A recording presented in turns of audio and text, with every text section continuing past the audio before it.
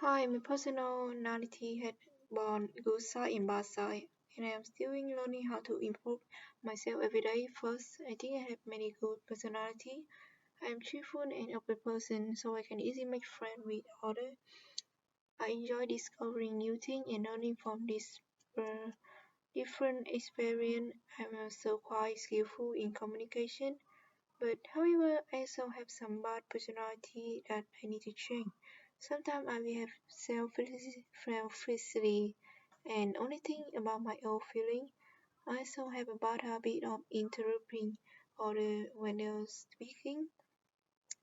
In some moments, I can be a little mad and impatient, especially when I have tired or stressed.